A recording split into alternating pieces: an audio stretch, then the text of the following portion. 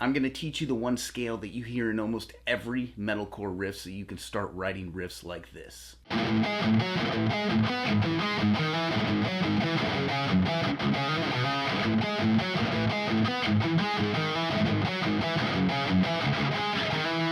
After playing for over 20 years myself and helping thousands of guitarists unlock their inner riff, what I'm about to teach you has helped more metalcore players than anything else. What I'm going to teach you in this lesson today is just the surface. If you want the full deep dive, it's all in riff mechanics that is linked below. What I'm going to teach you today is what I call the metalcore scale. It is the natural minor scale in the key of whatever this low 6 string is tuned to, generally in a drop tuning. The way that we're going to approach learning this scale today is horizontal across the strings, which it's not as common for instructors to teach scales this way. Generally, they'll teach it in boxes, but with the metalcore scale, it is essential that you are confident across the entire fretboard. Instead of making you memorize a bunch of scale boxes and then a month down the road connecting them and finally being able to play riffs using this scale, we're going to approach it in a more efficient way so that you can use the scale to play riffs today. But as you get more familiar with the scale, you'll pick up on these scale boxes without the dreadful metronome scale practice.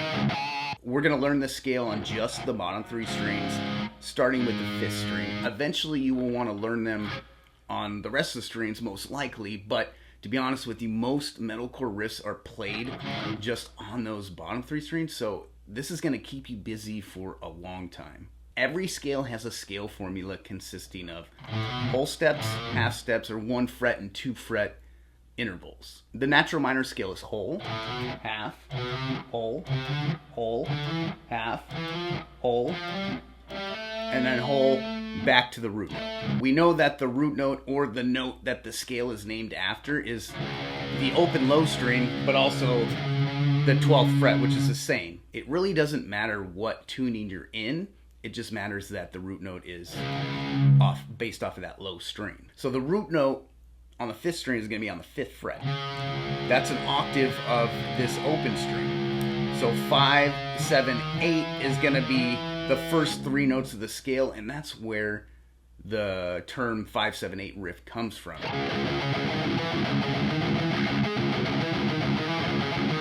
There's 2 half-step intervals, as you may remember, in this scale. So that's what we're going to learn first. We just want to figure out where these half-step intervals are on this 5th string. The first one is going to be between the 7th and 8th frets, and the second one is going to be between the 12th and 13th frets, but then there's also an octave lower between open and 1st fret, which is the same as this.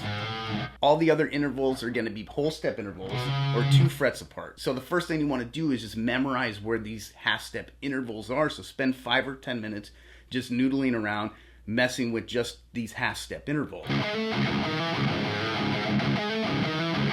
Another way to remember where the half-step intervals are is to take the root note, and the first one is going to be 2 frets up from that, and then the second one is going to be 4 frets up from that, and then back to that first one is going to be 6 frets up.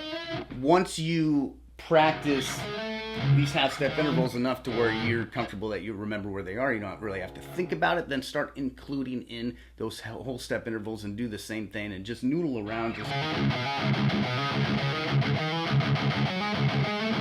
And then start getting creative and trying to write your own stuff just using some like open chugs and then the notes on the 5th string.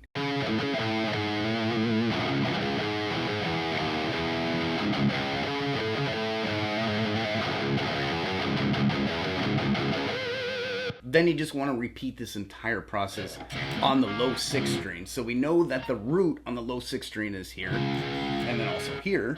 So we know that the first interval is going to be between the 2nd, 3rd fret, and then again the 7th and 8th fret, and then all the way over to the 14th and 15th fret. And since we're in drop tuning, the 4th and 6th string are tuned to the same note. So once you learn that scale on the 6th string, then you know it on the 4th string.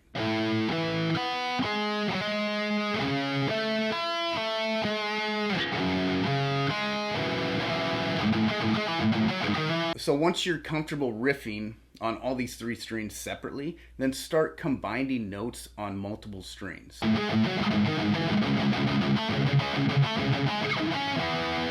And then start finding chords that sound good to you by using notes in this scale across all 3 strings.